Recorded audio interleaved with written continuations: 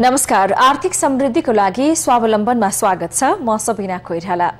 आर्थिक समृद्धिको लागि स्वावलम्बनमा हामीले उद्योग व्यवसाय क्षेत्रका विभिन्न सम्भावना र समस्याहरूको बारेमा चर्चा गर्ने गरेका छौं। आजको कार्यक्रममा हामी नेपालको निजी क्षेत्रको व्यावसायिक मर्यादा र जिम्मेवारी तथा व्यावसायिक आचरणको बारेमा चर्चा गर्दैछौं। वास्तवमा भन्ने हो भने नेपालको निजी क्षेत्रका उद्योग व्यवसायीले आफ्नो व्यावसायिक धर्म र मर्यादालाई कायम राख्न सकेको अवस्था छैन। निजी क्षेत्रका उद्योग व्यवसायको पनि आफ्नो संस्थागत सामाजिक उत्तरदायित्व र जिम्मेवारीहरू हुन्छन्, त्यसलाई कायम राख्न सक्नुपर्छ। यही क्रममा समृद्ध नेपालको लागि जिम्मेवार व्यवसाय प्रवर्धन गर्ने उद्देश्यले पुस 1 र 2 गते काठमाडौँमा जिम्मेवार व्यावसायिक सम्मेलनको आयोजना हुने भएको छ। व्यावसायिक मर्यादा र जिम्मेवारीको विषयमा तयार पारिएको यो रिपोर्ट। नेपालको निजी क्षेत्रमा व्यावसायिक मर्यादा र जिम्मेवारीको विषयमा बहस सुरु भएको छ। निजी क्षेत्रका उद्योगी व्यवसायी तथा व्यापारीहरूले पैसा कमाउनुको साथसाथै व्यावसायिक मर्यादा र जिम्मेवारीलाई पनि पूरा गर्नुपर्ने आवाज निजी क्षेत्रमा उठ्न थालेको छ। तर अझै पनि व्यावसायिक मर्यादा र व्यापारिक निष्ठा कायम हुन सकेको छैन। व्यापारीहरूले नाफा कमाउनु मात्र होइन, व्यावसायिक मर्यादा र धर्म राखेर काम गर्नुपर्छ भन्ने भावनाको विकास भएको छ। व्यापारीको काम नाफा कमाउनु मात्र नभएर सामाजिक उत्तरदायित्वलाई ख्याल गरेर अघि बढ्नुपर्छ भन्ने भावना निजी क्षेत्रका व्यक्तिहरूमा पनि विकास भएको छ।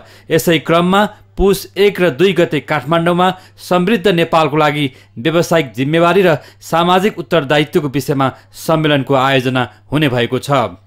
राष्ट्रिय व्यावसायिक पहल, हिमालयन क्लाइमेट इनिसिएटिभ, त्रिभुवन विश्वविद्यालय, काठमाडौँ विश्वविद्यालय र नेपाल जर्मन समावेशी आर्थिक विकास कार्यक्रमको सहयोगमा आयोजना हुन लागेको सम्मेलनमा जिम्मेवार र व्यावसायिक मर्यादा कसरी कायम राख्ने भन्ने विषयमा छलफल हुने भएको छ।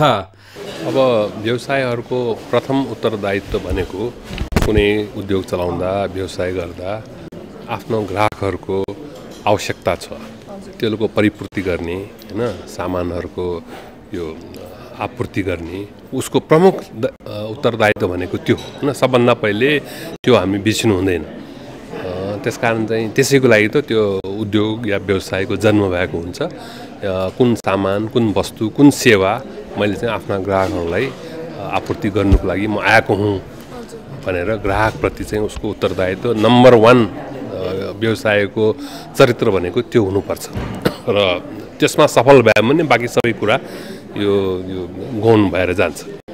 अब त्यसपछि के हुन्छ भने त्यो आफूले चाहिँ एउटा स्थापित गरिसकेपछि त्यो व्यवसायमा उसले के गर्छ, आफ्नो ग्राहकभन्दा अलि वरिपरि मेरो व्यवसायलाई राम्ररी सञ्चालन गर्नुको लागि त्यसका अरू सरोकारवाला वर्गहरू पनि हुन्छ, हैन। अब आफ्ना डाइरेक्ट सम्पर्क हुने त आफ्ना के भन्छ त्यो सप्लायरहरू भयो, हैन। आफूलाई सप्लाई गर्ने, र मेटेरियल सप्लाई गर्ने, माल सामान गर्ने, पछि आफूले बिक्री गर्ने च्यानलहरूका डिलरहरूदेखि लिएर त्यो भयो। र त्यसपछि ब्याङ्क भयो, हैन। ब्याङ्कहरू जसले उसले कर्जाहरू, विभिन्न पुँजी उपलब्ध गराउँछ। र अलि ठुला योजना भयो भने छिमेकी समुदायहरू, खास गरेर यो इन्फ्रास्ट्रक्चर प्रोजेक्टहरूमा यो समुदायहरूको पनि भूमिका अहिले स्थानीय व्यक्तिहरूको पनि भूमिका अत्यन्तै महत्त्वपूर्ण छ र हुँदै आएको छ। त्यो पनि नेपालको जस्तो अलिकति तरल किसिमको राजनीतिक अवस्थामा यो अलि चर्को किसिमले पनि आउने गरेको छ। त्यसका यो सबै चाहिँ उसले प्रति चाहिँ उत्तरदायित्व आफ्नो केही न केही हुन्छ र उत्तरदायित्व वहन गर्दै जसले यसलाई सफलता साथ गर्दै गयो त्यो चाहिँ आफ्नो व्यवसाय बढाउनमा सफल हुँदै जान्छ। अब जसले चाहिँ हामी सक्दैनौँ भने अब अलि सङ्कुचित भएर बस्नुपर्ने अवस्था छ। त्यसकारण चाहिँ यो उत्तरदायित्व भनेको यो आधारभूत आफ्नो सेवा, आफ्नो वस्तु, आफ्नो ग्राहक प्रतिको जो उत्तरदायित्व छ त्यसपछि चाहिँ यो दायरा बढ्दै जान्छ। त्यस कारण यो सम्मेलनमा हामीले चाहिँ यो जिम्मेवार व्यवसायहरूको जिम्मेवार उत्तरदायित्व भनेकोमा यो बृहद उसको जो समाजमा उसले खालि आफ्नो मात्रै कम्पनी चलाएर आफ्नो मात्रै जीविका चलाउने हुने कि तिमीले गरेको कामबाट समाजमा धेरै प्रभावहरू विभिन्न क्षेत्रमा पर्छ है, र त्यसपछि तपाईँले आँखा चिम्लेर बस्नु हुँदैन भन्ने चाहिँ यो एउटा बोध गराउने, सन्देश दिने र उत्तरदायित्वलाई कसरी वहन गर्ने, के गर्दा ठिक हुन्छ भनेर पनि केही उहाँहरूले प्रेरणा दिने कामको लागि यो सम्मेलन चाहिँ आयोजना गरिएको। अब युवाहरूको वर्ग भनेको यस्तो वर्ग हो कि अब हाम्रा नेपालका युवाहरूले नेपालको अवस्थाको कारणले अलिकति चिन्तित हुने र उहाँहरू अलि निराश भएर बस्ने पनि एउटा ठुलो युवाहरूको जमात त्यहाँ नेपालमा भएको एउटा कटु सत्य हो यो होइन। अब यही अवसरहरू नपाएर बाहिर जाने पनि यो एउटा कटु सत्य नेपालको छ। तर चाहिँ तपाईँ सोच्नुहोस् भविष्य नेपालमा अब यो भनौँ कि हाम्रो राजनीतिक यो कुरा मिल्दै जाला। यदि राजनीतिक कुराहरू मिल्दै गएर संविधान सब आफ्नो ठाउँमा आइसकेपछि फेरि हामी आफ्नो काम आफैले गर्दै जानु त पर्छ, न त मुलुक अगाडि बढ्दैन। त्यति बेला त यो युवाहरूको भूमिका त निसन्देह उहाँले नै गर्नुपर्छ। अब अरू सबै हामी सिनबाट हटेर गइहाल्छु होइन, उहाँले नै चलाउनुपर्छ। त्यस कारण चाहिँ यो सम्मेलनमा पनि हामीले युवाहरूलाई हामीले विशेष प्रोत्साहन दिने, उहाँलाई पनि समावेश गर्ने प्रयास हामीले गरिराख्नु।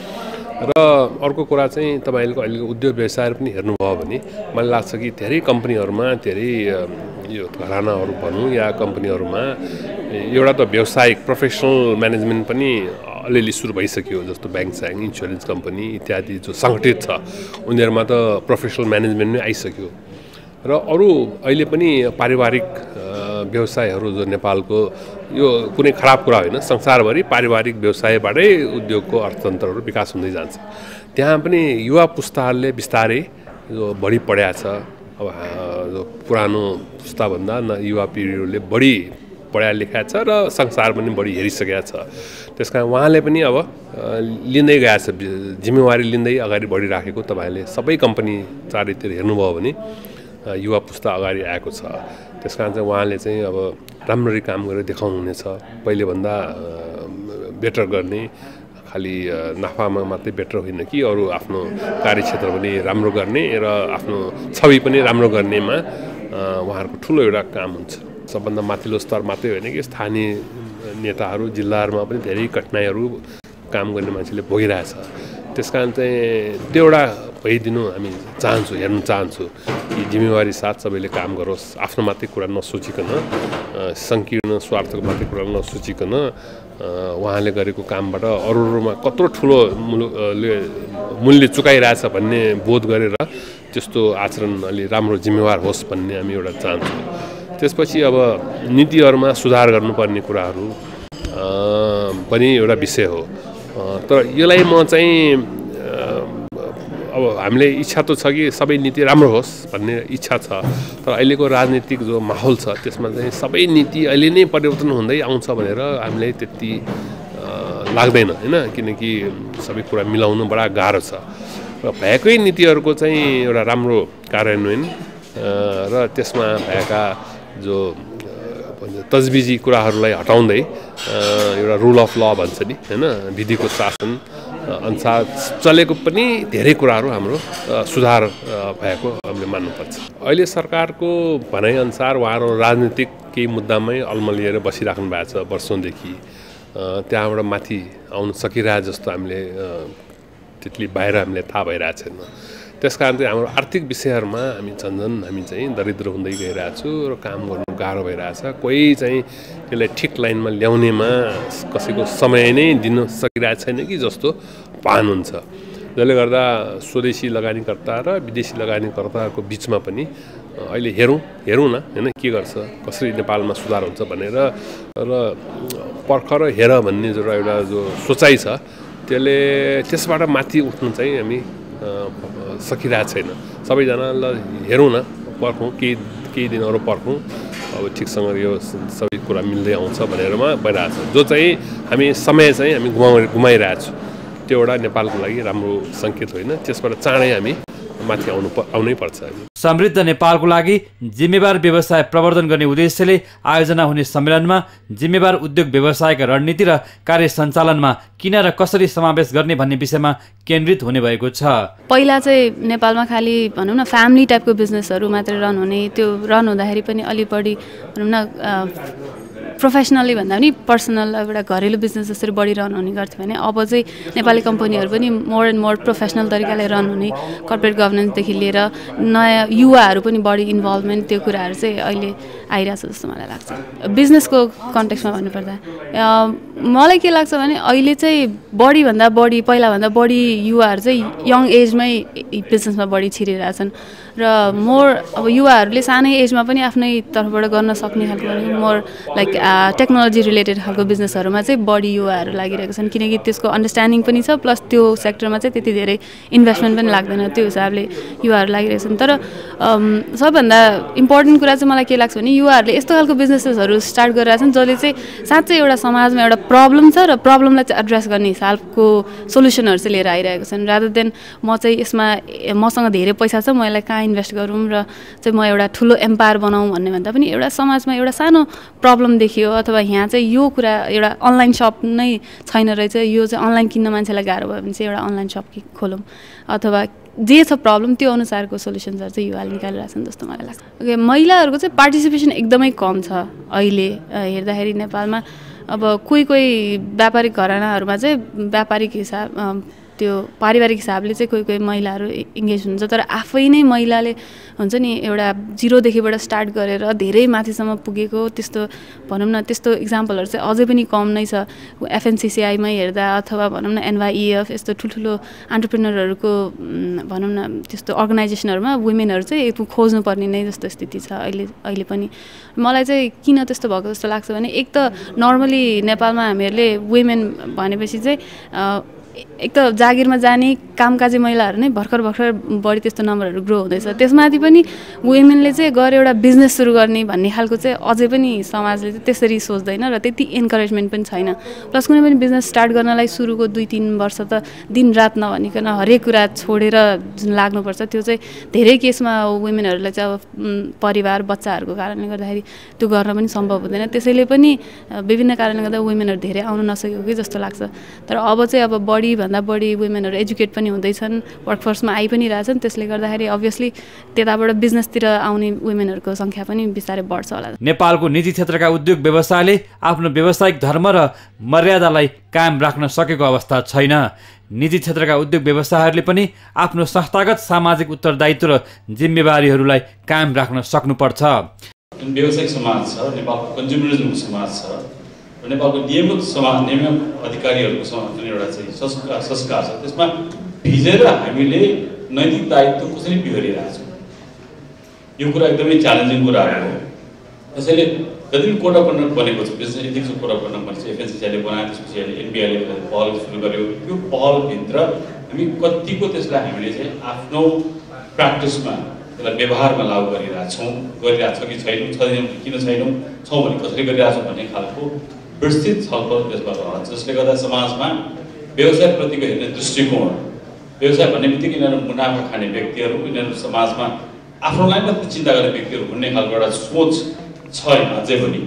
कर तिर्न नसक्ने, कर नतिर्ने, ऋण नतिर्ने, तिनै खालको आलोचनाहरू हामीले खप्छौँ र त्यो आलोचनाभित्र बसेर हामीले आफूलाई कसरी सुधारिरहेका छौँ, समाजमा हाम्रो आफ्नो हेर्ने दृष्टिकोणलाई हाम्रो आफ्नो जुन व्यवसायिक पहलबाट सामाजिक उत्तरदायित्व वहन गर्ने पहलबाट हामी के गरिरहेछौँ भन्ने खालको लेखाजोखा गर्ने एउटा। What we're trying to do with the conference is to challenge the people to be speaking together, get enthusiastic about the topic, because one thing that is clear for all who will participate is that the topic is very relevant for the success of the business.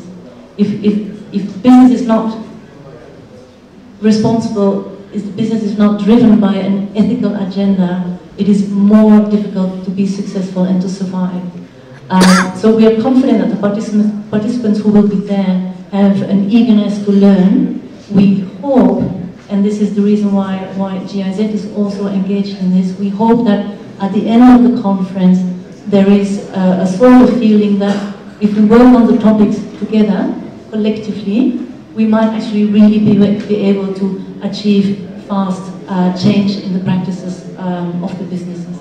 नेपालको निजी क्षेत्रका उद्योग व्यवसायी जगतले मर्यादित र इमानदारीपूर्वक काम गर्न सक्नुपर्छ, अनि मात्र निजी क्षेत्रको व्यावसायिक धर्म कायम रहन सक्छ, अनि मात्र समृद्धि हासिल हुन सक्छ। यसैबीच पञ्चकन्या समूहले एन्टार्क्टिकाको 4897 मिटर अग्लो बेन्सन म्यासिभ शिखर आरोहण गर्न जान लागेको 7 समिट वुमन टिमका 7 जना नेपाली महिलाहरूलाई समारोहका बीच विदाई गरेको छ। मङ्सिर 26 गते त्यसतर्फ जान लागेको टिमलाई विश्वको सर्वोच्च शिखर सगरमाथा लगायत अस्ट्रेलिया, युरोप, अफ्रिका, दक्षिण अमेरिका र उत्तर अमेरिकाका सबै उच्च शिखरहरूको सफलतापूर्वक आरोहण गरिसकेको छ। कार्यक्रममा समूहका प्रबन्ध निर्देशक प्रदीप कुमार श्रेष्ठ र कार्यकारी निर्देशक उज्जवल कुमार श्रेष्ठले सफल आरोहणको शुभकामना दिनुभएको थियो। त्यसैगरी प्रबन्ध निर्देशक प्रदीप कुमार श्रेष्ठले आर्थिक सहयोग स्वरूप चेक तथा पञ्चकन्या समूहको लोगो अंकित ब्यानर हस्तान्तरण गर्नुभएको थियो। पञ्चकन्या समूहले आफ्नो सामाजिक उत्तरदायित्व अन्तर्गत 7 समिट वुमन टिमलाई सुरु अवस्थादेखि नै निरन्तर सहयोग गर्दै आएको छ।